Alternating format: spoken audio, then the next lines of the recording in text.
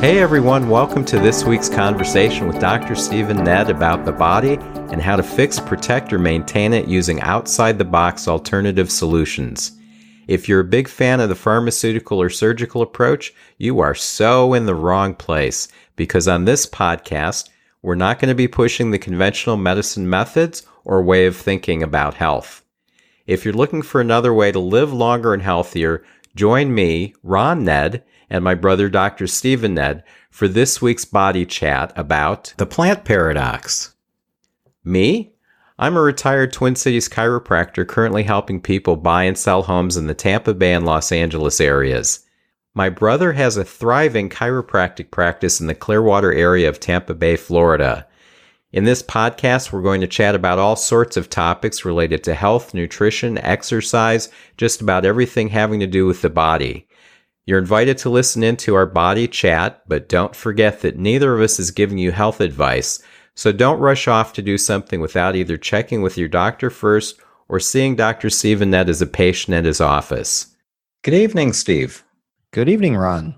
So this week we get to dive into a book which is just an amazing book written by a cardiovascular surgeon who used to chop people up and do all sorts of bypass surgeries and so on, and then found out over the years that that wasn't necessarily the best approach because it wasn't really getting to the heart of the problem. No pun intended. So we're going to be talking about a book called The Plant Paradox, written by a Dr. Gundry. So tell us a little bit about the background of Dr. Gundry, and then we can get into the book itself. Well, Dr. Gundry definitely has a strong conventional medicine background. He started his career as a renowned cardiologist and heart surgeon and graduated with honors from one of the Ivy League schools, Yale. And then he got his medical degree at Georgia and also entered the cardiothoracic surgery program at the University of Michigan. So he had a nice, well-rounded education there. And after that, he spent 16 years as a professor of surgery and pediatrics in cardiothoracic surgery, and he was also head of cardiothoracic surgery at Loma Linda University School of Medicine. And while he was there, he saw tens of thousands of patients with all kinds of health issues, including cardiovascular disease, cancer, autoimmune conditions, diabetes, and obesity. Now, in addition to being a physician, Dr. Gundry is also a medical researcher, and he's invented all kinds of devices used to protect the heart during heart surgery. He, along with his former partner, performed more infant and pediatric heart transplants than anyone else in the world. Didn't know that. Yeah. He also holds multiple patents on medical devices, and he's authored more than 300 articles published in medical journals on using diet and supplements to eliminate heart disease, diabetes, autoimmune disease, and many other diseases. Very impressive. Yes. So what did Dr. Gundry find that changed his direction from cardiovascular surgery to treating people with changing their diet? Well, I mean, he tried to do all the things that were considered healthy, like working out in the gym a lot and following various diets. But then he finally turned his own health around by going from obese to slim by his own research and his own diet. And by doing so, he realized that he can also reverse heart disease with diet instead of surgery. Wow. Yeah.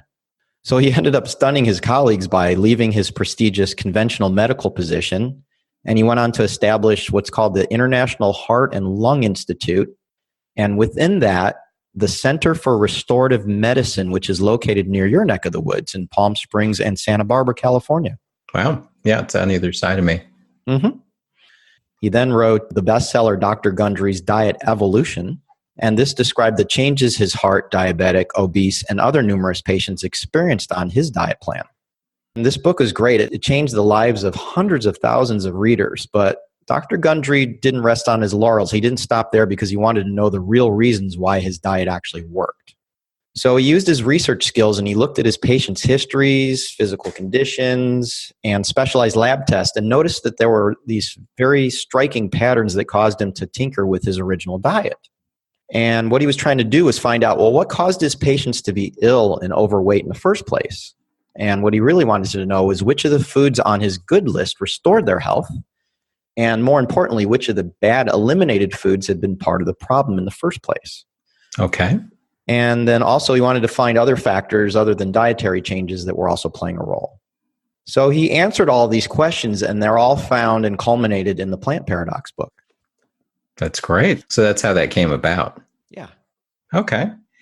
Now, one of the things that he talks about in the book is something called a lectin, Lectin. What is that, and how did that come about, or how did those actually end up being made? Well, a lectin is a common and potentially toxic plant-based protein that's found in grains as well as many fruits, vegetables, nuts, beans, and conventional dairy products. It's not found in naturally occurring dairy because, well, it just depends on what they eat. If they're eating grass and other grains, if they're grain-fed in particular that contain these things, that's how they get into the dairy. A good example is the notorious gluten, which is one type of lectin that pretty much all of us are now familiar with. Now, you see, lectins serve an important purpose in nature as far as plant survival is concerned. They're found in the seeds, grains, skins, rinds, and leaves of plants to protect them from being eaten by predators such as insects, animals, and humans. So what are the effects lectins have on the body? They can cause so much trouble. Well, the first time I actually heard the word lectin was when I read the book Eat Right for Your Type by Dr. Peter D'Adamo a little over 20 years ago. Mm-hmm. And his research showed that the lectins in foods react differently with different blood types, causing your red blood cells to stick together in the bloodstream, as well as in many organs. And that leads to various health issues, especially inflammation. So that was the first time I actually got a taste of it. But then, Dr. Gundry studied lectins also, and he took this subject to a whole new level. He explains that by design regarding survival, plant lectins either kill any animal that dares to eat it outright, or at the very least makes that animal feel unwell. So insects and animals are instinctive enough to learn quickly not to continue eating these plants that make them feel bad, and they leave them alone, right? Mm-hmm. And our ancestors actually developed a number of ways to deal with lectins, but unfortunately, modern people don't pay attention to their bodies as well as they did. So let's say we eat something that doesn't agree with us or it makes us sick. We tend to take medications such as stomach acid reducers or painkillers so that we can continue to eat these substances like lectins that are designed to destroy, cause pain, or even weakness at the least. Now, Dr. Gundry outlines a three-pronged approach showing how lectins actually attack the body once they enter it. I thought it would be cool to go over these three things. All right. So the first thing they do is they tend to pry apart the tight junctions in your intestines, causing leaky gut syndrome, and that allows lectins, toxins, and microorganisms like bacteria, viruses, and yeast to enter the bloodstream as well as the surrounding tissues that include your lymph nodes and glands. And because lectins are almost identical to other proteins in the body, they create a condition called molecular mimicry in which the immune system is fooled, causing it to attack the body's own proteins, leading to autoimmune conditions, which we covered on a previous podcast. Correct. And then after that, they disrupt communication between your cells by mimicking or blocking hormonal signals, as well as giving wrong information, which can be devastating to the body. And the best example I can give is the fact that wheat germ agglutinin mimics insulin. And so it attaches to insulin receptors on your fat cells, causing you to store more fat. It attaches to the receptors on your muscle cells, leading to muscle wasting. And also on receptors on nerve and brain cells, which eventually causes nerves and brain cells to die, resulting in dementia, Parkinson's disease, and peripheral nerve damage, which is also known as neuropathy. Okay. Yeah. Well, that's pretty extensive as far as the effects they can have on the body. So with all of that going on, what are the most common ailments people have that are most likely caused by or made worse by a lectin-rich diet? Well, obviously, the first one that it tends to lead to is leaky gut syndrome, right, which we just mentioned. And leaky gut syndrome creates a domino effect, as we learned about in episode 26 when we covered leaky gut syndrome in detail. This leads to many potential autoimmune conditions, especially Crohn's disease and celiac disease. Now, celiac disease is specifically caused by eating the lectin gluten, which causes inflammation in the small intestine, and as a result, the immune system attacks the small intestine, making this an autoimmune disease. Mm-hmm. And it's also safe to say that all autoimmune conditions are affected by lectin intake, since all of them have a leaky gut and inflammation connection, which we covered in the past too. That's correct. Now, Dr. Gundry gives some great success stories of patients in his book with autoimmune conditions who followed his program, and they actually overcame their disease. And I especially like the one about the college student who had Crohn's disease and was being treated unsuccessfully by a gastroenterologist who was also a professor at Mayo Clinic. Remember that? Nope. Why don't you tell us about that? Okay, so what happened is she followed his approach, and after just 2 weeks, she had her first normal bowel movement of her life and stayed normal after that. But when she told her hotshot doctor about her success, he chalked it up to being a placebo effect because diet has nothing to do with Crohn's, and her cure was all in her mind. So she got really upset about this and went home and ate 2 Christmas cookies with her mother and was up all night that night with cramps and diarrhea. Of course. Yeah. So after learning her lesson, she went back on the Plant Paradox program and has been fine ever since. So Dr. Gundry remarked after this about how this closed-minded doctor probably doesn't even know what lectins are, and even if he did, that doesn't mean that he understood the implications of what lectins can do to the body. Absolutely. Yeah. Now, obesity is another condition that tends to occur from the lectins in wheat, especially, again, from that one we talked about earlier, wheat germ agglutinin. Right. And then the list of success stories of conditions the Plant Paradox program has helped also includes arthritis, cancer, heart disease, dementia, diabetes, migraines, multiple sclerosis, rheumatoid arthritis, and even Lou Gehrig's disease. I know. Amazing. I know. There's like nothing you can do for Lou Gehrig's disease, and he helped somebody. It basically arrested it, and the guy was able to continue to function. Yeah, I think between that and then heavy metal toxicity and handling that would probably be the 2 things that would most likely help that type of condition. That's right. All right. Well, what are a few examples of foods with lectins that we don't generally handle very well? So these are the foods in the Plant Paradox book on the Just Say No list of lectin-containing foods. And these are broken down into various categories. And yes, many of these foods, especially the lectin-containing fruits and vegetables, are normally classified as healthy. And they're actually a staple of almost all other diets, which say that they're fine to eat in abundance. So a lot of times when people first look at this, they're just completely shocked because this goes against everything they've learned. Yeah. So I'll just go ahead and give a few examples, but it's best to get the book and use it as your precise reference when following this approach. Absolutely.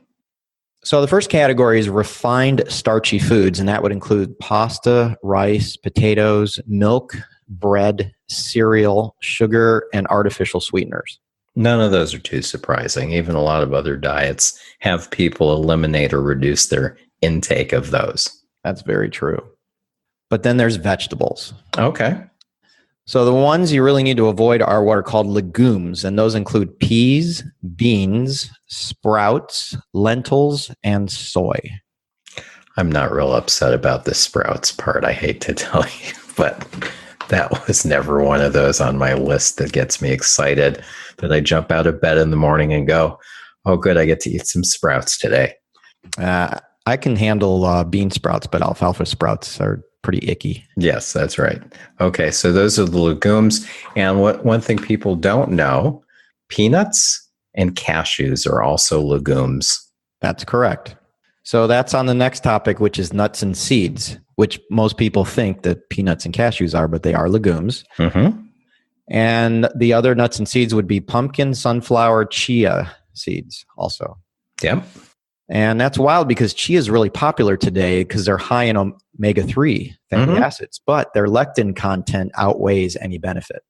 Now fruits, another one, that's the shocking. So in addition to melons and goji berries, the rest of these are actually fruits, but most people think of them as vegetables, and they are, now brace yourselves, cucumbers, zucchini, pumpkins, squashes, and the nightshades, which include eggplant, tomatoes, and peppers. That's right. Anything that's got seeds. Yep, and skin. Skin and seeds. Yep. Okay, there's also milk products. Now, before you go on, one of the things is that of the tomatoes, there are different types of tomatoes. And from what he said, if you really have to have a tomato, you should get Roma tomatoes, and you should remove the skin and the seeds. That's true. And he also recommended heirloom tomatoes too. Okay. Yeah. With no skin or seeds. With no skin or seeds, yeah.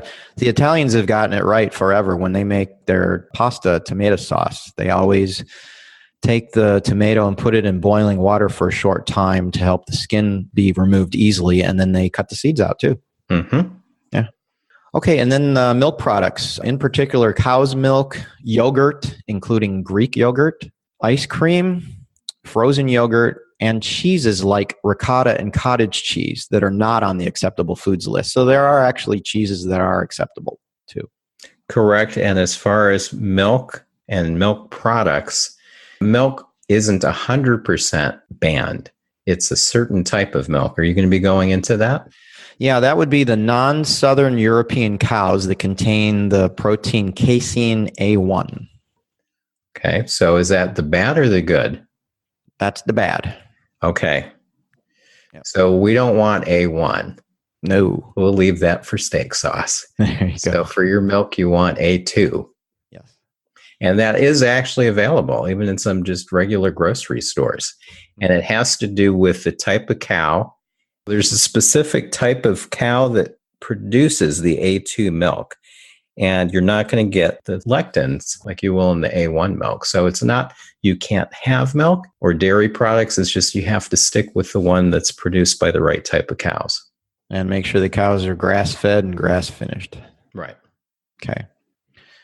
Now, as far as grains, all gluten-containing grains, and those are wheat, rye, barley, and oat, as well as all types of rice, as well as corn, popcorn. Gosh, what are we going to do when we see a movie next time? I've actually got an answer for that. Oh, you do? Mm-hmm. What's that? It's called sorghum. Oh, right. Elsa actually has that here, and you can get it from Amazon. And the kernels are like little itty bitty, it looks like little itty bitty tiny pieces of popcorn, but it tastes like popcorn, but it's not, it's a lectin free type of popcorn. So it's not corn, it's Nice. sorghum. Oh. Yeah, sorghum and millet are the only two grains that contain no lectins. Mm-hmm. Yeah. And then finally, there's oils. So soy, corn, peanut, safflower, sunflower, anything that says partially hydrogenated or vegetable, and canola oil are no-nos. Correct. All right. So those are the things that people should avoid, or at least a few examples of them. There's actually a full list in the book, and it's very helpful. What some people find useful is to just put that list on their refrigerator and make sure that they avoid those things. So now that we've gone through some of this, do you have to eliminate everything that tastes good or that you enjoy? I mean, is there nothing left that you'll be able to snack on or eat while you're watching a video? Well, fortunately, no, you don't have to eliminate everything that tastes good. And there's plenty of yummy foods and recipes that either have no lectins or are low in lectins or have lectins that don't produce problems. Okay. Not all lectins are harmful. Ah. Yeah. All right. Well, then what are a few examples of foods that we do handle well? So in the book, these are the foods that are called the Say Yes Please list of acceptable foods. And the good news is that this list is significantly larger than the Just Say No list. It's about 2 to 3 times the size. That's great. Yeah. So I'll go through these different categories. Let's start with oils again. We just finished with the other one. So let's start with the oils. And those would be olive oil, coconut oil, MCT oil, or which is medium chain triglycerides. And that would be in particular liquid coconut oil, which regular coconut oil, when it gets to a certain temperature, it's hard. And when it's below, I think it's 76 degrees. Yeah, when it's below 76 degrees, it hardens. But liquid coconut oil is always liquid. Okay. I use that one a lot. Other good oils are avocado oil and perilla oil. Excellent. Yeah. So that's some oils that we can use. Mm-hmm.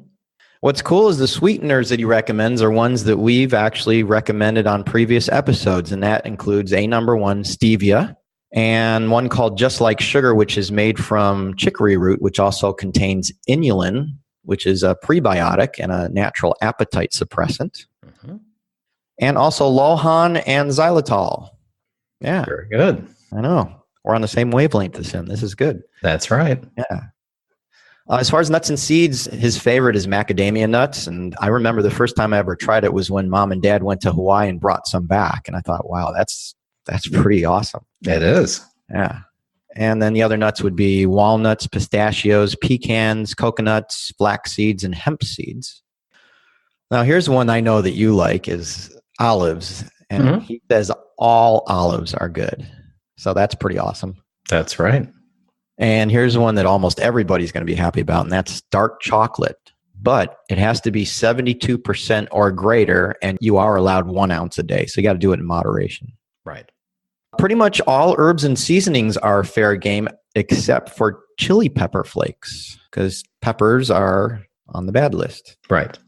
Well, with chili pepper flakes, it goes through your intestines so fast there's not enough time for the lectins to do much to you. Never mind. Ow. Yeah, jeez. The different flours that you can use include coconut, almond, and hazelnut. And I actually have a really good coconut and almond flour that I use. I know there's one else he uses that's called, I think it's cassava. That one's also good too. Okay, so ice cream is on the list, but it has to be dairy-free. So coconut milk ice cream or goat milk ice cream is okay. Have you tried the one he recommends? Yes. Do you like it? Yeah, I've had it before. The 1 gram of sugar? Yeah, I just throw fruit in with it. Okay. Yeah. As long as it's fruit that's on the list. That's right. Now, dairy products. Okay, so you can have 1 ounce of cheese or 4 ounces of either goat, sheep, or coconut yogurt per day. And other dairy products include butter, ghee, which is clarified butter, goat and sheep kefir. And I get that next door. I like to drink that. It's loaded with probiotics. And then also organic heavy cream, sour cream, and cream cheese is fair game too. Yeah, that's good. Yeah. This is also going to make a lot of people happy, and that is there are certain types of alcohol that are allowed, and that includes 6 ounces a day of red wine and 1 ounce a day of various spirits. Wow. Yeah. But I would think certain ones wouldn't be, because there's some that are made out of wheat and rye and rice. Well, I don't think rice was on the list, but wheat and rye definitely were. Yeah. Okay. So you just need to look into that. Okay, as far as fish, this is probably my favorite protein because I like to go fishing, and I caught some snapper last weekend. Yep, I saw the pictures. That was good. Yep. So you can have 4 ounces per day of any wild-caught fish, along with shellfish and mollusks. Very good. Yeah. Now, fruit. You want to limit all of these since they're high in sugar, except for avocados. Avocados you can have as much as you want. And when you eat fruit, they should be only when they're ripe and in season. Correct. And those include all berries, cherries, pears, apples, citrus fruits, nectarines, peaches, and plums, and apricots, figs, and dates. All right. Well, that's great because it is cherry season now, and my favorite ones are out, which is the Rainier cherries. That's right. I just have to find some that are organic, because if they're not organic, they're going to have all the chemicals on them. So lectin or not, it's not going to be any good. Right. All right. Now going back to vegetables, pretty much all vegetables are fine except for the legumes that we covered earlier. Resistant starches. There's actually very specific brands of tortillas and breads, as well as bagels and wraps that are made with acceptable flours, which is really, really good. And then, of course, you got your green plantains and bananas. You got your sweet potatoes and yams. One of my favorite starches is parsnips because I like to put that in my chicken soup. Mom used to do that. And then, of course, you can have turnips, green mangoes, and green papayas. And the only grains, again, that have no lectins, millet and sorghum. Very good. All right. Yeah. So that is quite a few. Again, the full list is in the book, so people should get that and make a copy of it. Yeah, and I just want to add one more thing, and that is the energy bars. Okay. So you have a list of different energy bars, including Quest bars, which you can find everywhere. There's also what's called the Be-Up bars, which are also known as Yup bars, and the Adapt bar. Now, the human food bar makes arguably the best of the bunch, called the Marigold bars, which I'm going to check into actually ordering and carrying at the office. And what I like about these is they're lectin-free. They have prebiotics, inulin in it, no preservatives. The protein has grass-fed whey, and they have 20 grams of protein per bar. They only have 4 grams or less of sugar. They're non-GMO, And they're hormone-free, pesticide-free, antibiotic-free, and cold processed. So they're basically perfect. Very impressive. Yeah. And they come in, I think, like 4 or 5 flavors. So I'm going to check in to see if I can get them wholesale and we'll be able to sell them at the office because they don't have them at any retail place. You might be able to find them on Amazon, but I think you have to buy it directly from the company right now. So I'm going to check into that this week. All right. Well, keep us updated on that. Yeah. Very good. Now, also, while we're on the topic of acceptable plant paradox foods, I was unable to find any apps in the App Store that list lectin-free foods at this time.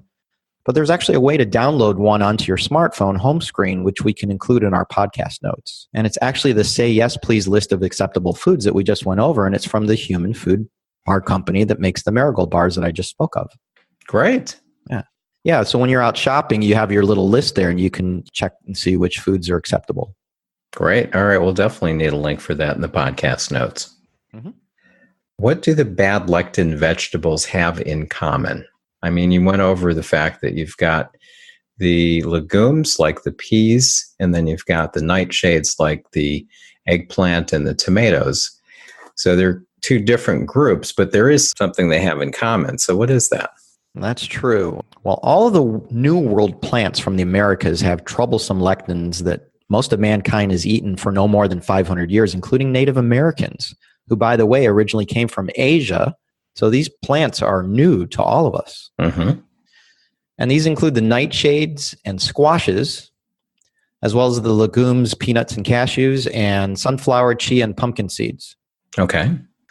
For your information, the Just Say No list is so named because no human being ever ate any of the foods on it until at least 10,000 years ago, when man began to cultivate grains and other crops.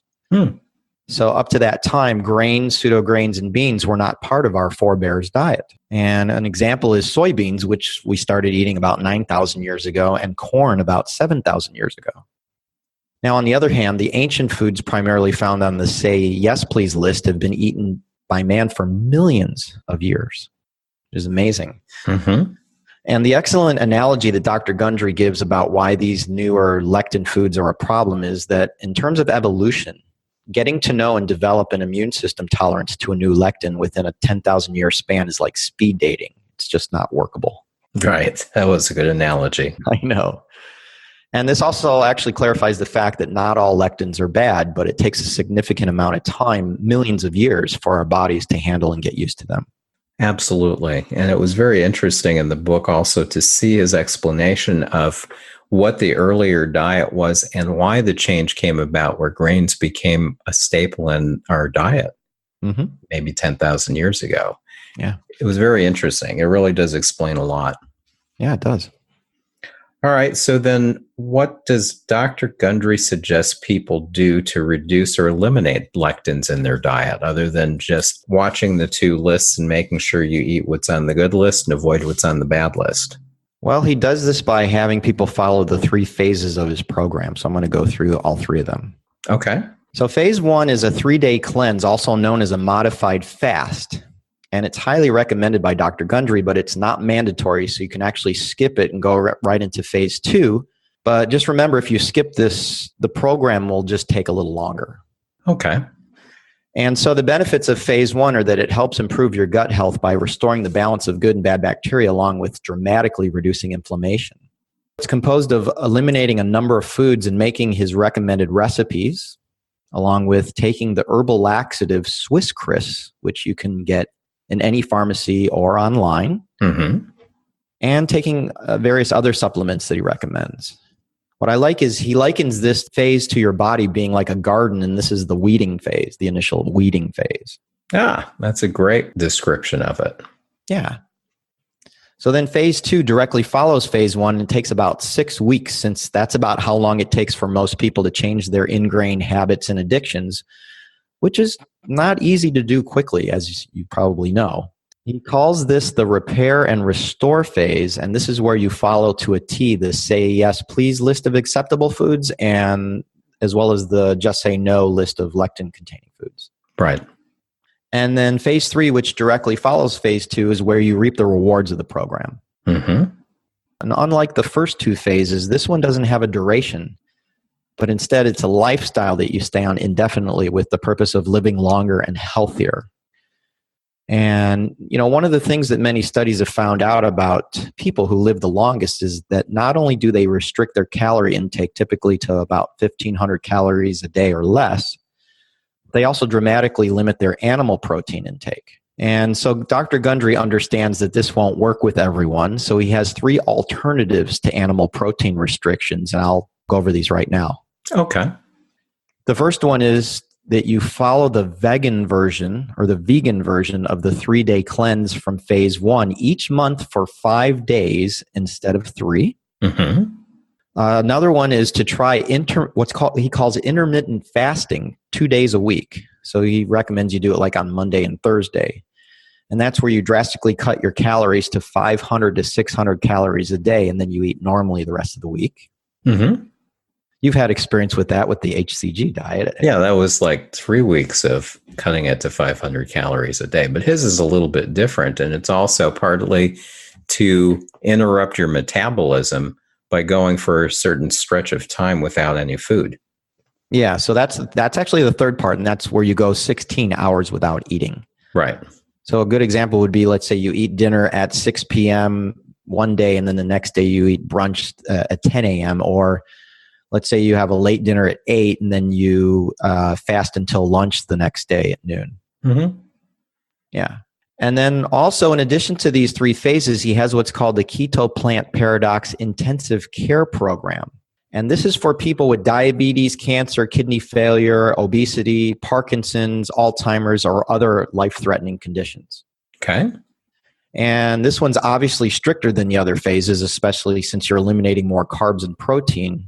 But if you're handling obesity, diabetes, or kidney failure, and you can improve pretty quickly, you can switch to phase 2 of the program instead of being on this the rest of your life, which is basically what he recommends for people with cancer or neurological or memory issues. All right. Yeah. Now, how can a pressure cooker help with this? A pressure cooker is an outstanding tool that you can use to remove lectins from certain foods. Really? Yeah. In particular, beans and other legumes, as well as grains, except for, again, wheat, barley, rye, and oats, which are always off limits because they contain gluten, and gluten cannot be destroyed by a pressure cooker. Okay. So this includes something like lentils too. Yeah. And also the nightshades. So that includes tomatoes, eggplant, and peppers.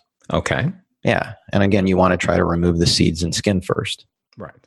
In addition to beans, the legumes include your peas and, like we just said, lentils, but also peanuts and cashews. Mm-hmm. Yeah. Although I don't know how peanuts and cashews would fare in a pressure cooker. Well, I mean, they sometimes sell peanuts in these crock pots where they're warmed up. Those are so gross, though. I know. I know. Now, as far as the pressure cooker, Dr. Gundry recommends that you wait until phase 2 to eat these foods, and then phase 3, you introduce them more and more often.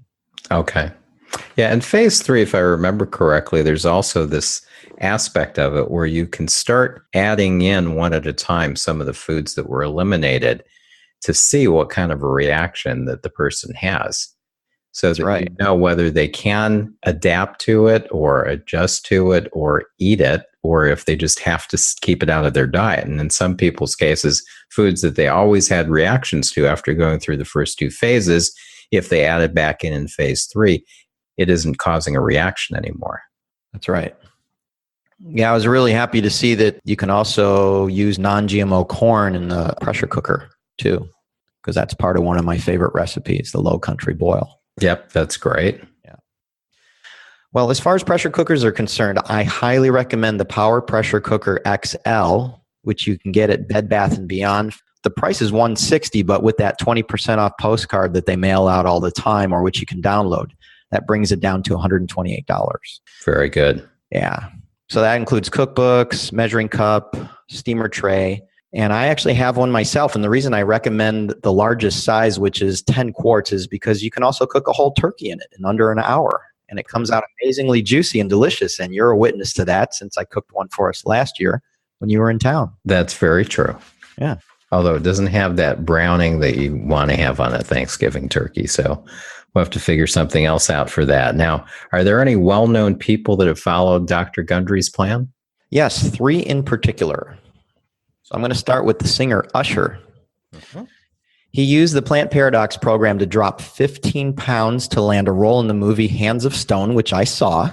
Mhm. And he played the great boxer Sugar Ray Leonard, which when I was growing up, I idolized. He was the best. Mhm. So 15 pounds doesn't sound like a lot of weight. But before trying this approach, he tried many other approaches with no success, including he tried the paleo diet, he did a gluten-free diet, a raw vegan diet, and that was with him working out like 5 to 6 hours a day. Wow. Yeah. And during this time, he actually met Sugar Ray Leonard, who told him he was too fat, despite the fact that he was just.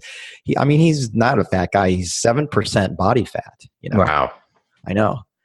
So luckily, Usher's agent got a hold of the food list, and after simply eliminating the foods on the bad page and eating everything he wanted on the good page, he lost the weight he needed to land the part.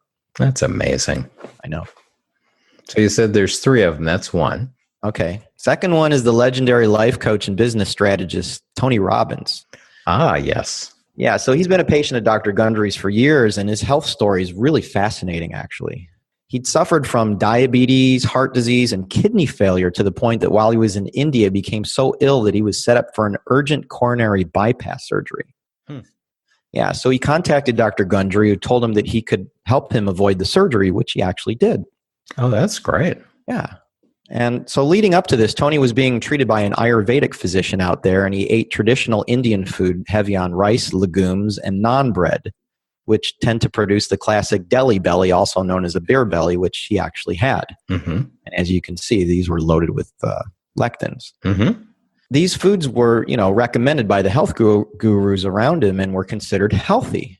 Yet they were precisely the reason that he became so ill. So he went on the Plant Paradox program, and within a few weeks, his chest pain was gone. His blood sugar levels started to decline. He was improving, but unfortunately, his health kind of roller coastered because every 3 months he'd go to these festivals with monks and they would eat this exact food again, which would mess him up. Mm-hmm. So Dr. Gundry had him stop doing this and got all the monks as well as his Ayurvedic doctor to also follow the Plant Paradox program. He's been in great health ever since. That's amazing. I know. All right. And now who's number 3? Well, this one's really cool because this is the most recent one, and that's Kelly Clarkson. Ah.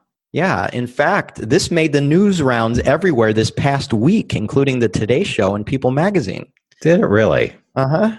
So Kelly developed an autoimmune disease and thyroid condition in 2006, and as a result, she struggled with her weight and her health. Right. And so she read the Plant Paradox book and implemented the program, and as a result, she lost 37 pounds, which she said was actually a side effect. And she said, and I'm going to be quoting her here, "I know the industry loves the weight gone, but for me, it wasn't about the weight. For me, it was I'm not on my medicine anymore. I don't really take medicine unless I absolutely need it." And then she also admitted that she didn't exercise while doing this, even though she knows that she should, but it still worked anyway. Wow. Yeah. That's amazing. And that's funny that it just happened to make the news this past week when we were going to be doing this episode. Yeah. Very cool. Mm-hmm. Great stories. Yeah. Now, are there any recipe books for lectin-free cooking? If somebody reads the book and they want to change their lifestyle and want to eat more appropriately, do they just have to know the different things that are on the list and try and throw them together and make meals? Or is there a way that they can have recipes where they can make good dinners and desserts and things like that? Well, first of all, in the book itself, there's some really good recipes that he put together, and he had some help with that. And I've already, made some of them, and they're pretty yummy. There's actually quite a few available books on lectin-free cooking at places like Amazon.com and Barnes & Noble. Mm-hmm. And Dr. Gundry actually authored the Plant Paradox Cookbook, which came out in April of this year, and it's available in hardcover as well as Kindle download. There's also the unofficial Plant Paradox Cookbook that looks pretty good. Okay. And there's also numerous lectin-free cookbooks and some nice pressure cooker cookbooks available too. Wow. Well, that'll give you some new things to try out. That's right. Very cool. Getting back to the recipes I was mentioning, the one I like is the green smoothie, which makes an excellent breakfast. Mm-hmm. In fact, I had it for breakfast this morning, and I used stevia and mint leaves from my organic garden. Oh, that's right. Yeah. And since my new organic lemon tree isn't producing lemons yet, I use something that I learned about from Dr. Eric Berg, who has an apple cider vinegar drink recipe that I like and I recommend to my patients too. He made me aware of a bottled 100% organic lemon juice that's hand harvested and juiced immediately from an Italian volcano in Sicily. Mm-hmm. And you can get this at your local health food store, including Nature's Food Patch next to my office. And it includes the juice of approximately 40 lemons for just $10. Wow. Yeah, so that's a great deal because organic lemons at Nature's run $1 a piece. So you're paying about 1/4 the cost, and you don't have to take the time and effort to squeeze the juice out. Great point. I know that Elsa and Ron use that too. Mm-hmm. Excellent. Yeah. So if somebody wants to avoid lectins, they can probably do that while they're at home, but not everybody is going to be able to eat all 3 meals for the rest of their life at home. A lot of people end up going out to have a lunch with friends or a dinner with their family, or they're traveling. So how can somebody avoid lectins when they eat out? Yeah, that is a great question because it's nearly impossible to control how foods are prepared and what ingredients are in them, and when you're not the one preparing them when you're out. So, I mean, you just have to do your best in attempting to eat the foods on the say yes, please list and avoid the foods on the just say no list. But if it's impossible to do so, and these foods have bad lectins in them, then luckily you do have some pretty cool options in the form of supplements called lectin blockers. Dr. Gundry actually developed a supplement called Gundry MD Lectin Shield, which combines 9 proven ingredients to absorb or block lectins from reaching your gut wall. And so what you do is you just simply take 2 of these before a meal that contain bad lectins. That's great. I love it when there's a simple solution like that. Yeah. Now, if you don't have access to this, you can take glucosamine sulfate with MSM in tablet form to also help absorb lectins. And my favorite supplement with these 2 ingredients, along with chondroitin sulfate, is called Ultraflex Forte from Hollywood Health Products. And I happen to sell this at my office. And I also recommend this for combating arthritis and restoring cartilage. Okay, great. Yeah. And if you follow the blood type approach, Dr. Giordano created a supplement called Deflect that has 4 variations, 1 for each blood type, that specifically blocks the lectins that are most harmful for each blood type. Wow. So if anybody's interested, we can include a link for that too. That would be great. Yeah, definitely send that to me. Okay. All right. Is there anything else you'd like to say before we end? In addition to the problems with lectins, Dr. Gundry also references 7 other deadly health disruptors, which have primarily occurred over the last 50 years. And these all happen to be things we have covered in previous podcast episodes. What are they? Well, I'll go ahead and name them, but I recommend reading more about them in the Plant Paradox book, as well as listening to our previous podcasts, which I'll reference when I list them. Okay. The first 3 that he goes over are medications. They're broad-spectrum antibiotics, non-steroidal anti-inflammatory drugs, and stomach acid blockers. And the one thing that all of these medications have in common is the net result of taking them is increased inflammation in the intestines, leading to a higher risk for leaky gut syndrome. Antibiotics and antacids can also disrupt the balance between good and bad bacteria in the gut, weakening the immune system and leading to various other health conditions in addition to leaky gut syndrome. So for more information on this, I recommend you listen to our episode number 26 on leaky gut syndrome. Absolutely. The 4th thing is artificial sweeteners. And we went over this in detail in episode 12 on artificial sweeteners. Mm-hmm. Yeah. And then there's hormone disruptors. Now, these are low-dose estrogen-like chemicals found in most plastics, scented cosmetics, other personal care products like deodorants, antiperspirants, hand sanitizers, and toothpastes, as well as preservatives and sunscreens. So you can find out more about these in episode 21 on sunburn and sunscreens, as well as episode 25 on personal care products. Absolutely. Yeah, it's all kind of coming together here. Yes, that's correct. Yeah. Number 6 would be genetically modified foods and the herbicide Roundup. And we cover this in detail, especially one of the chemicals in Roundup called glyphosate in episode 23 on detoxification and episode 24 on autoimmune conditions. Right. Yeah. And by the way, I recently got my lab report back checking my glyphosate levels. All right. How did that come out? They were actually pretty good. I talked to one of the lab techs and she told me that nearly everyone tests in the 75th percentile or higher, and I tested in the 50th percentile range. So that means my organic and clean eating is actually paying off. That's great. Yeah, I was really happy about that. Yeah, it's nice to see that. Yeah. And then the final one is constant exposure to blue light. This is also a new concern since we are now in the computer and smartphone age, and we go over this in detail in episode 17 on eye conditions. That's right. And as we were going through the book out here, I found that on something like an iPad, because I always read before I go to bed, and sometimes during the night when I get up, I'll be reading. And I use my iPad, and they have a way of putting a setting on it where at a specific time during the night up until a certain time during the day, that it changes it from having more of a blue light to more of a yellow light. That's true. And you can also have it set where you just turn the blue light off at all times. And that's what I did on my phone. Okay. Yeah. Very good. Mm-hmm. Excellent. Well, thank you for all of that information. It's very helpful. We recommend that everybody read the Plant Paradox book. It is a meaty book, so it will take you a little while to get through it, but it's very worthwhile. But go ahead and listen to this podcast again because it's got good information. And you never know, you might check with Dr. Nedd because he may decide to do some workshops in his office to go over all the information on Plant Paradox with people to help them transition from their current diet to a healthier diet. Now, next week, we're going to go into a little bit more in the digestive tract and things that happen there. And we've been talking about things like leaky gut and some of the autoimmune conditions like Crohn's and celiac disease.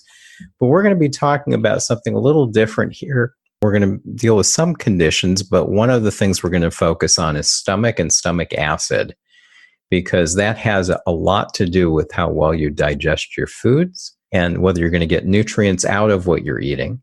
So that's going to be next week's topic. And then after that, we're going to go just way in another direction and talk about traveling and traveling related conditions and illnesses and things like that. So thanks for joining us. Thanks again, Steve, for all the great information. You bet. And we'll talk again next week. Thanks for joining us this week on the Body Chat Podcast. We both really appreciate your time and your attention. We want to provide you with interesting and informative episodes each week, and if you have a topic you'd like us to cover or any questions you'd like us to answer, send an email to us at info@bodychatpodcast.com. That's info@bodychatpodcast.com. To make sure you don't miss any of our upcoming episodes, subscribe to the Body Chat Podcast now on iTunes, Stitcher, Google Play, or Spotify. See you next week.